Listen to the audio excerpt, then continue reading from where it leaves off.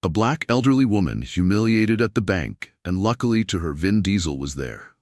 She walked into that bank expecting a simple transaction, but what happened next would leave an entire community speechless and prove that when good people stay silent, evil thrives. But when the right person steps up, everything changes in an instant. Dorothy Williams had no idea that this Tuesday afternoon would become the day her faith in humanity would be shattered and then miraculously restored by a stranger who refused to look the other way. At 73 years old, she'd seen enough of the world to know that respect had to be earned. But she'd also lived long enough to believe that basic human decency should be a given. A woman who dedicated her entire life to serving others, walking through the glass doors of Midwest National Bank with the same quiet dignity she'd carried into countless school board meetings and parent conferences. Dorothy's silver hair was perfectly styled, her navy blue dress with pearl buttons pressed to perfection.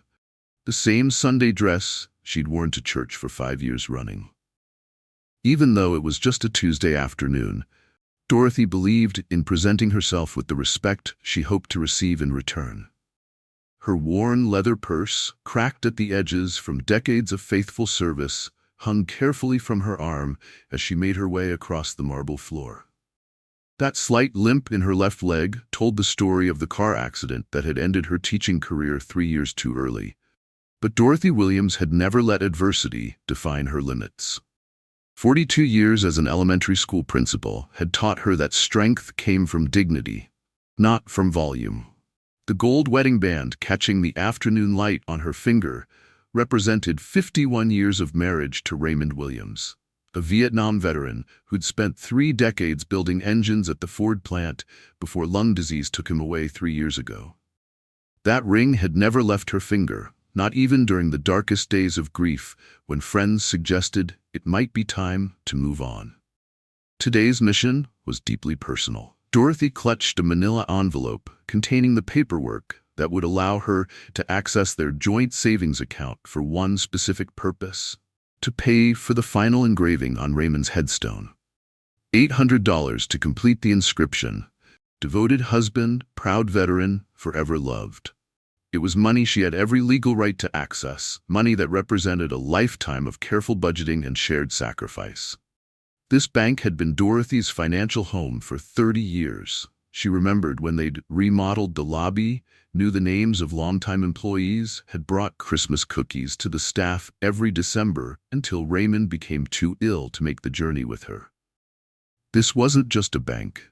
It was a place where her life's milestones had been documented, where dreams had been funded and futures had been planned. But 3 people behind Dorothy in line stood a man who would soon prove that heroes don't always announce themselves with fanfare. VIN Diesel had chosen this particular branch completely by chance. He was in town for a business meeting, running slightly behind schedule, and needed to make a quick deposit before his afternoon appointment. Dressed down in jeans, a simple black t-shirt, and a baseball cap pulled low over dark sunglasses, Vin looked like any other customer trying to handle routine banking on a busy Tuesday. The casual appearance was intentional. Years of building a successful business empire had taught him that sometimes anonymity was more valuable than recognition. What the other customers and bank employees had no way of knowing was that this seemingly ordinary man checking his phone while waiting in line happened to sit on the board of directors for the parent company that owned this very bank. But today, Vin Diesel was just trying to make his deposit and get to his meeting without any complications. Dorothy approached the teller window with the warm smile that had greeted thousands of students, parents, and colleagues over her 4-decade career in education. The young woman behind the counter, Jessica, barely 25, with perfectly manicured nails and an expression suggesting she'd rather be scrolling through social media, looked up with barely concealed irritation. "Good afternoon, dear," Dorothy said with genuine warmth, her voice carrying the gentle authority of someone accustomed to being heard and respected. "I need to access my joint savings account today. I have all the required documentation right here." She carefully placed her manila envelope on the counter and began extracting papers she'd organized with the same meticulous attention to detail that had made her legendary among school district auditors. Raymond's death certificate, their marriage license, account information, identification. Every document perfectly arranged and completely legitimate.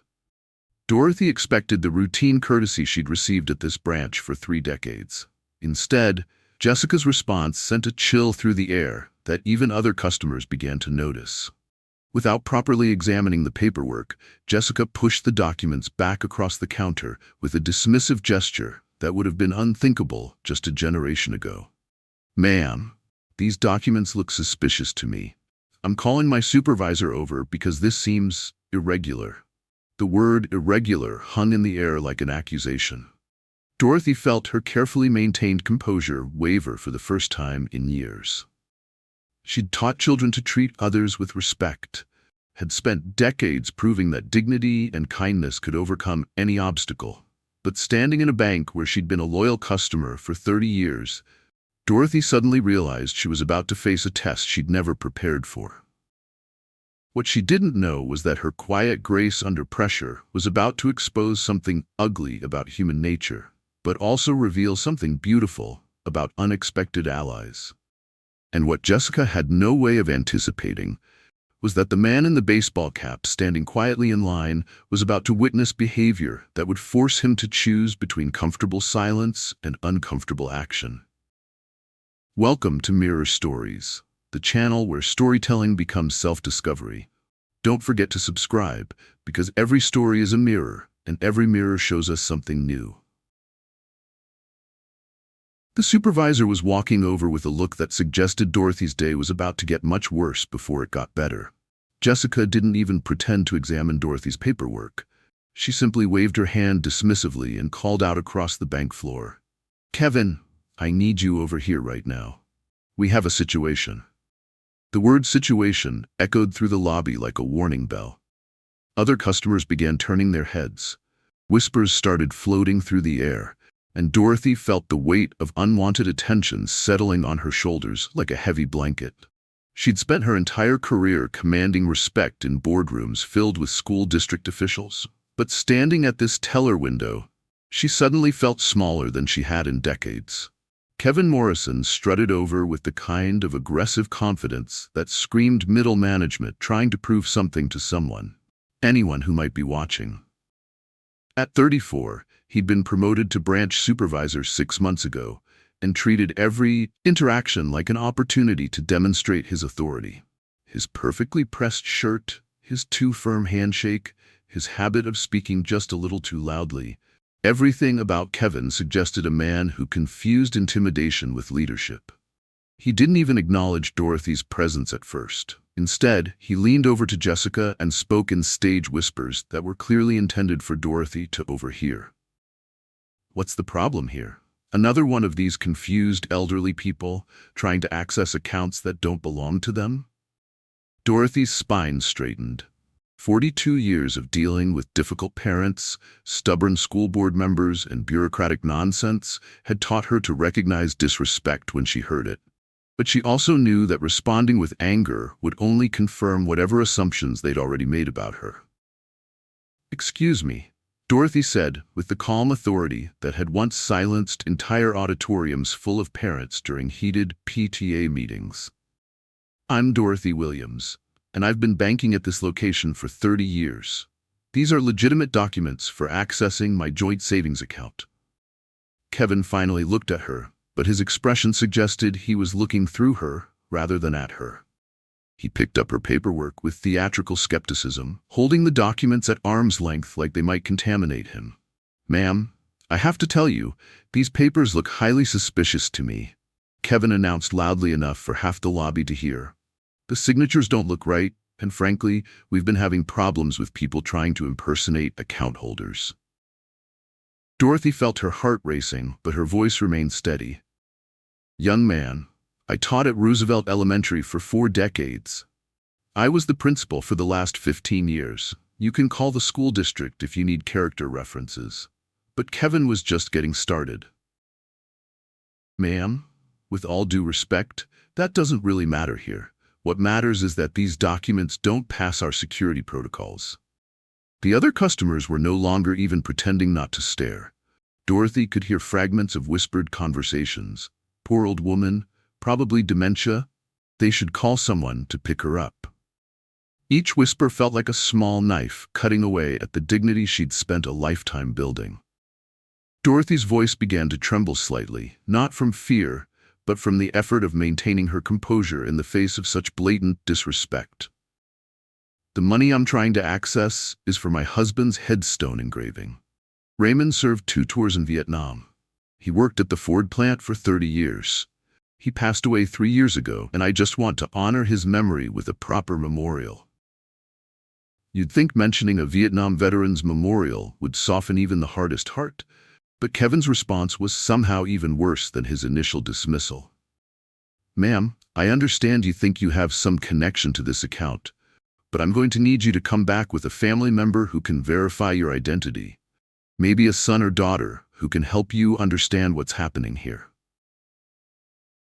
The condescension in his voice was so thick, you could cut it with a knife. Kevin was essentially suggesting that Dorothy was too old, too confused, or too unreliable to handle her own financial affairs. He was treating a former school principal like a lost child who needed adult supervision. But while this humiliation was unfolding at window number 3, something else was happening 3 spots back in line. Vin Diesel had initially been focused on his phone, annoyed about the delay, checking the time, and calculating whether he'd still make his business meeting on schedule. But voices were carrying, and certain words had a way of cutting through even the most distracted mind. Words like suspicious and confused elderly people, and come back with a family member, started registering in his consciousness like warning bells. Vin looked up from his phone and really saw what was happening for the first time. An elderly black woman, dressed with obvious care and dignity, being treated like someone with big offense by a bank supervisor who couldn't have been bothered to properly examine her paperwork. The dismissive body language, the theatrical skepticism, the loud voice designed to embarrass rather than help. Vin recognized it all because he'd seen it before. His grandmother had faced this exact same treatment at a different bank, in a different city, decades ago. The memory hit him like a physical blow. Watching his grandmother, a woman who'd raised 6 children and worked 3 jobs to keep her family together, being treated like she was stupid or dangerous, simply for existing while elderly and black. Vin quietly removed his sunglasses and slipped his phone from his pocket. His thumbs moved quickly across the screen as he opened his camera app. If this situation was going the direction he suspected, someone was going to need evidence of what really happened here today. Dorothy was fighting tears now, but still maintaining the dignity that had carried her through 4 decades in education. Sir, I have every document you could possibly need. I've been a customer here since before you were probably born. I'm just trying to access my own money to pay for my husband's memorial. Kevin's response was the final straw that would change everything. Ma'am, I'm going to have to ask you to step aside. You're holding up the line, and frankly, I think you might be confused about what accounts you actually have access to. Come back when you have someone who can vouch for you. The lobby fell silent, except for Dorothy's sharp intake of breath. 30 years of loyalty, 40 years of dedicated service to her community, 51 years of marriage to a military veteran. None of it mattered to Kevin Morrison, who saw only what his prejudices allowed him to see. But what Kevin didn't realize was that his performance was being recorded by someone who had the power to make sure this humiliation didn't go unanswered.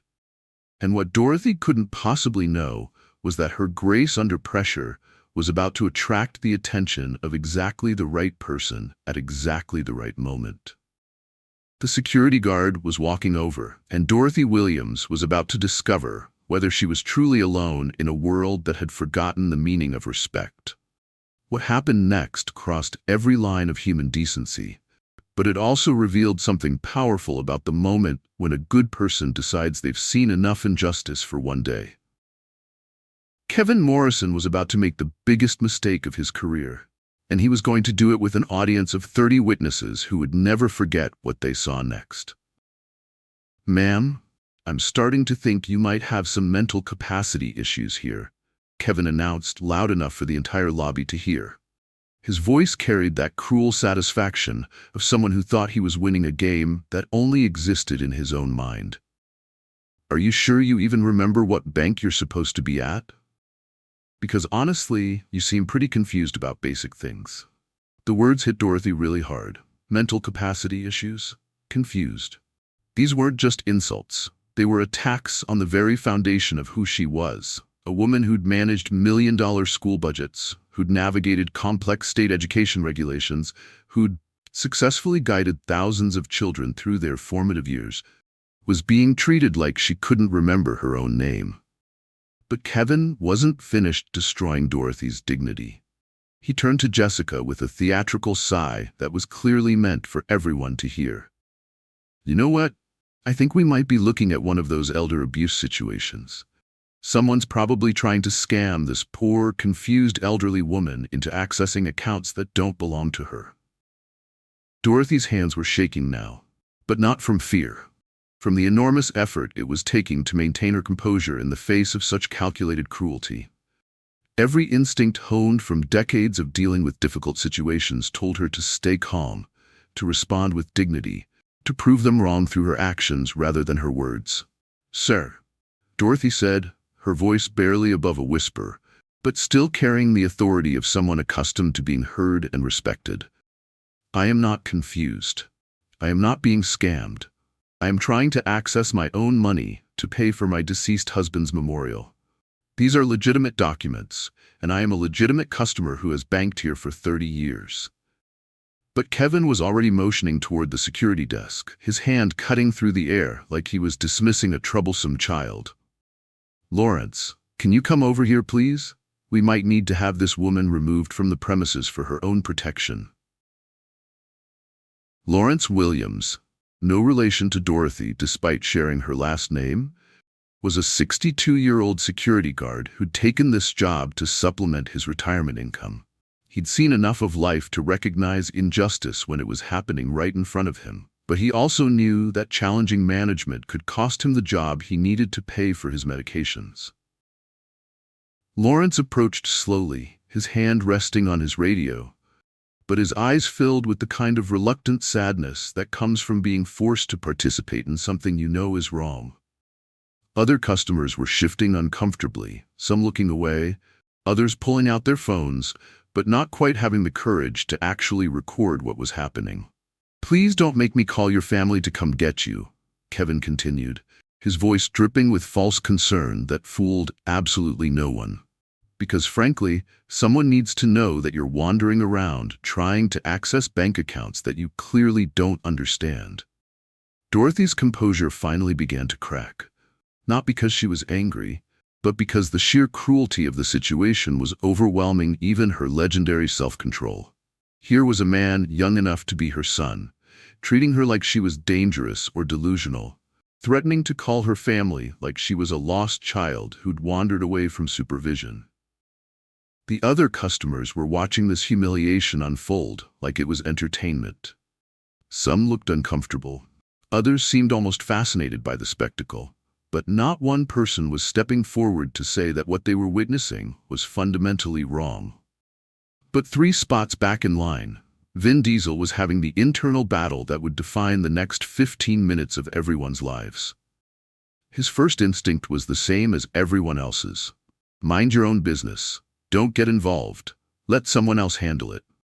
He had a meeting to get to, business deals to close, a schedule to maintain. Getting involved in bank drama wasn't on his agenda for the day. But then Kevin's voice carried across the lobby again. "Ma'am, I really think you might be having some kind of episode here. Maybe we should call an ambulance to have you checked out." And suddenly, Vin wasn't standing in a bank lobby anymore. He was 8 years old again, holding his grandmother's hand at First National Bank in downtown Detroit, watching her face crumble as a teller suggested she might be confused about the account she'd maintained for 20 years.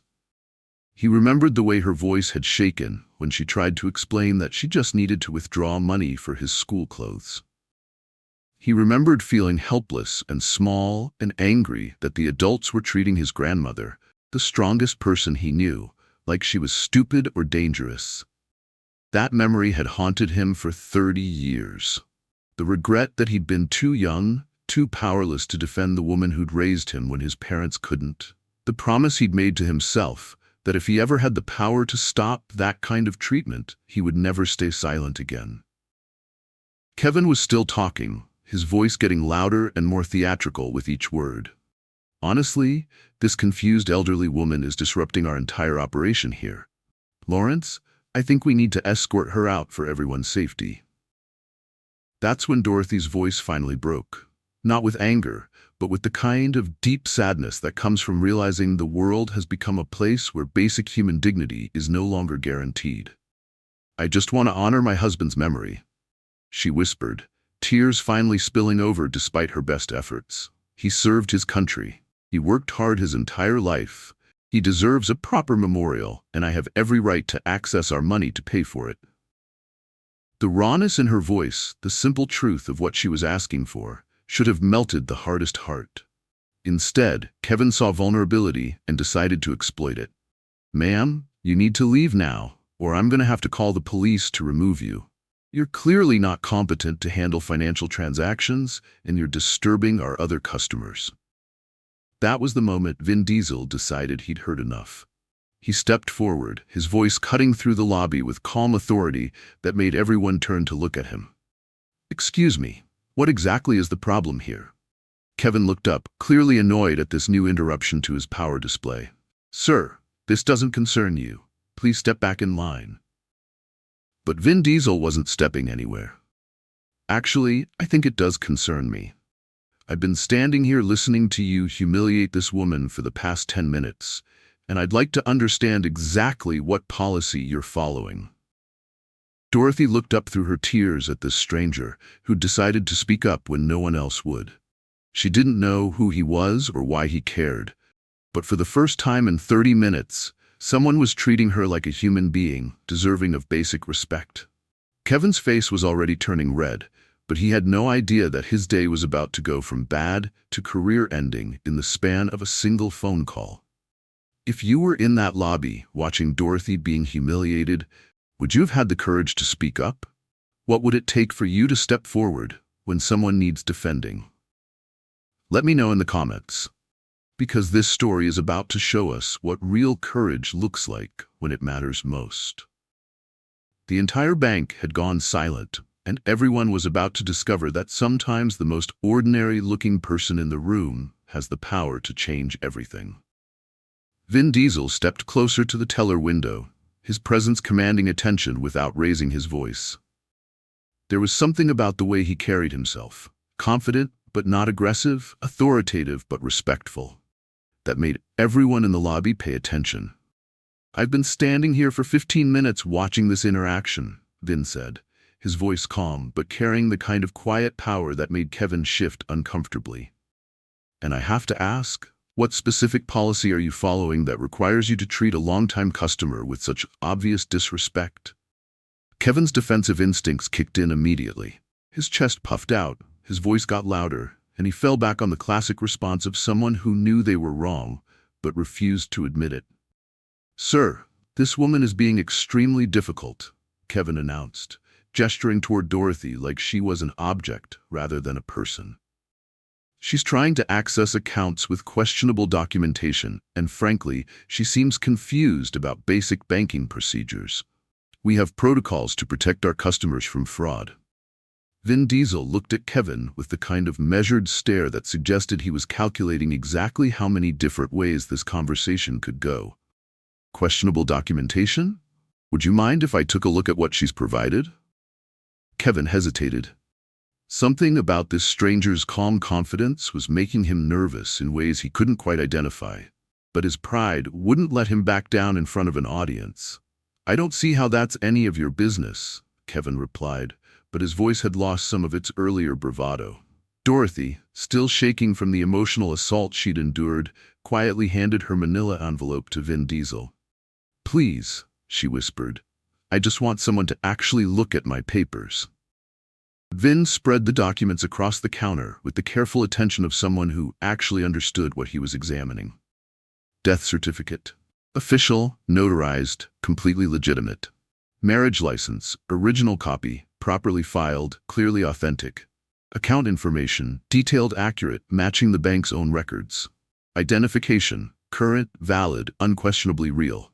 "Ma'am, these documents are absolutely perfect," Vin said, loud enough for everyone in the lobby to hear. "Every single piece of paperwork you've provided is legitimate, properly notarized, and completely in order." He turned back to Kevin with a look that could freeze fire. "So I'll ask you again. What specific policy justifies treating this woman like a criminal when her documentation is flawless?" Kevin's face was turning an interesting shade of red. "Look, sir, we have procedures here that you clearly don't understand. This woman has been disruptive and demanding, and we have the right to refuse service to anyone who—" "Disruptive?" Vin's voice cut through Kevin's excuses like a blade.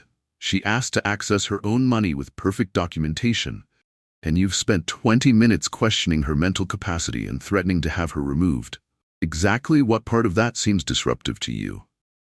Jessica, the teller who'd started this entire nightmare, decided this was her moment to jump in and defend her supervisor. "Sir, you don't understand the situation. We get people in here all the time trying to scam elderly customers, and we have to be careful about." "Stop right there," Vin said, his voice still calm, but carrying a new edge that made Jessica's words die in her throat. "Are you seriously suggesting that this woman is scamming herself? Because that's her name on the account, her name on the documentation, and her face on the identification. So please explain to me exactly who's being scammed here." The lobby had gone completely silent. Other customers were no longer pretending not to watch. They were openly staring at this confrontation that was clearly building toward something bigger than anyone had expected. Jessica stammered, "Well, sometimes people—" "It's just that?" "It's just that what?" Vin pressed. "It's just that she's an elderly black woman, so you automatically assumed she must be confused or criminal? Is that the policy you're following here?" The word discrimination hung in the air unspoken, but everyone in that lobby knew exactly what they'd witnessed. Kevin's treatment of Dorothy had nothing to do with banking procedures, and everything to do with prejudices he thought he could hide behind corporate policies. Kevin was sweating now, realizing that this situation had spiraled completely out of his control. "Sir, I'm going to have to ask you to mind your own business and return to your place in line. This is a private matter between the bank and our customer." Vin Diesel reached into his pocket and pulled out his phone. "You know what? I think you're right. This is a matter between the bank and its customers. So let me make a quick call." He scrolled through his contacts with deliberate slowness, found the number he was looking for, and hit dial. The phone's speaker was loud enough for everyone nearby to hear the ringtone. "Hey, it's Vin," he said when someone answered. "I need you to patch me through to someone at Midwest National Bank Corporate. Actually, make that the executive level. I need to speak with someone who has real authority." Kevin scoffed, his arrogance temporarily overriding his growing nervousness. "Sir, you can't just call corporate and expect them to." Vin looked up from his phone with a smile that didn't reach his eyes. "Actually, I think I can. In fact, why don't you transfer me directly to the board of directors? Tell them Vin Diesel is calling about a discrimination incident at one of their branch locations." The name hit Kevin like a physical blow. Vin Diesel. Not just some random customer with a complaint, but Vin Diesel, whose business empire included significant investments in the parent company that owned this very bank. Vin Diesel, who sat on the board of directors that Kevin reported to through 3 layers of management. Kevin's face went from red to pale in the span of 2 seconds. "Mr. Diesel? I didn't realize. If I had known." "Known what?" Vin asked, his voice dangerously quiet. "That you shouldn't treat elderly customers like criminals? That discrimination is wrong regardless of who's watching? Or just that you shouldn't do it when someone with authority might be in the room?" Dorothy, who had been watching this exchange with growing amazement, leaned closer to Vin and whispered, "You don't have to do this for me. I don't want to cause any trouble." Vin Diesel turned to look at this dignified woman who was still worried about causing trouble after being humiliated for 30 minutes, and his voice softened with genuine warmth. "Ma'am, my grandmother would roll over in her grave if I didn't stand up for what's right when I have the power to do it. You're not causing trouble. You're helping me honor her memory by making sure this never happens to anyone else." The phone was still connected, and a voice on the other end was asking for details about the discrimination incident. Kevin was standing frozen, realizing that his career had just taken a turn toward disaster, while Jessica was looking around like she wanted to disappear into the floor. Dorothy felt tears welling up again, but this time they weren't tears of humiliation. They were tears of gratitude for a stranger who had seen her humanity when everyone else had chosen to look away. The other customers in the lobby were witnessing something they'd probably never seen before. Real accountability happening in real time. Justice being served not through lawsuits or complaints, but through the simple act of one person refusing to let injustice hide behind policies and procedures. But I want to know, have you ever had someone stand up for you when you couldn't stand up for yourself? How did it change your perspective on humanity? Share your story in the comments, because Dorothy's about to discover that sometimes angels show up in the most unexpected forms. The voice on the phone was asking for Kevin by name, and everyone in that lobby was about to witness what real justice looks like when it finally shows up to the party. The voice on the other end of Vin's phone was crisp, professional, and clearly accustomed to handling urgent matters. "Mr. Diesel, I have the bank's regional director on the line. How can we assist you today?" Vin's response sent shockwaves through the entire lobby. "This is Vin Diesel, and I'm calling as a major stakeholder and board member of your parent company. I'm currently standing in your Midwest National Branch location, witnessing what can only be described as blatant discrimination against an elderly customer." Kevin's face didn't just go pale. It went completely white, like all the blood had drained from his body in a matter of seconds. The arrogant supervisor who'd been throwing his weight around for the past 30 minutes suddenly looked like a man who'd just realized he was standing on the edge of a cliff. "Mr. Diesel," came the voice from the phone, now carrying a tone of urgent concern. "Can you please describe the situation you're witnessing?" Vin's voice remained calm, but every word was precisely chosen for maximum impact. "I've watched your branch supervisor, Kevin Morrison, spend 30 minutes humiliating a 73-year-old woman who's been a customer here for 3 decades. He's questioned her mental capacity, suggested she's being scammed, threatened to have her physically removed, and refused to process a completely legitimate transaction despite her having perfect documentation." Kevin was now visibly shaking, his mouth opening and closing like a fish out of water, trying to form words that wouldn't come. Jessica had gone completely silent. Her earlier confidence evaporated into thin air. "The customer, Mrs. Dorothy Williams, is simply trying to access her joint savings account to pay for her deceased veteran husband's headstone engraving," Vin continued. "Her paperwork is flawless, her identification is valid, and her request is completely routine. The only thing that's not routine is the disgraceful way she's been treated by your staff." The response from corporate was immediate and decisive. "Mr. Diesel, we are appalled by what you're describing. Please put Mrs. Williams on the phone immediately so we can personally apologize and authorize her transaction. We'll also need to speak with Mr. Morrison regarding his conduct." Dorothy, still trembling from the emotional roller coaster she'd endured, took the phone with shaking hands. "Hello?" she said quietly. "Mrs. Williams, this is Margaret Chen, Regional Vice President of Midwest National Bank. On behalf of our entire organization, I want to offer you our deepest apologies for the treatment you've received today. Your transaction is immediately authorized, and we're implementing changes to ensure this never happens to you or anyone else again." Tears streamed down Dorothy's face, but for the first time in an hour, they were tears of relief rather than humiliation. "Thank you," she whispered. "I just wanted to honor my husband's memory." Within minutes, the atmosphere in the bank had completely transformed. Kevin was being escorted to the manager's office for what everyone knew would be a career-ending conversation. Jessica was frantically trying to process Dorothy's transaction while apologizing profusely for her earlier behavior. But the most dramatic moment came when the bank's president, Robert Harrison, appeared on a video call that was set up on a tablet and positioned so the entire lobby could see and hear the conversation. "Mrs. Williams," President Harrison said, his voice carrying the weight of genuine remorse, "I've been with this bank for 20 years, and I am personally ashamed of how you were treated today. Not only are we processing your transaction immediately, but I'm also authorizing a complete waiver of any fees associated with your account for the next 5 years." Dorothy's hand flew to her chest. "That's very kind, but not necessary." "It absolutely is necessary," Harrison interrupted gently. "Furthermore, I'd like to invite you to join our newly formed Community Advisory Board. We need voices like yours to help us ensure our policies truly serve all our customers with the dignity and respect they deserve." Kevin Morrison's employment was terminated effective immediately. Jessica received a formal reprimand and was required to attend comprehensive sensitivity training. But the changes went deeper than personnel actions.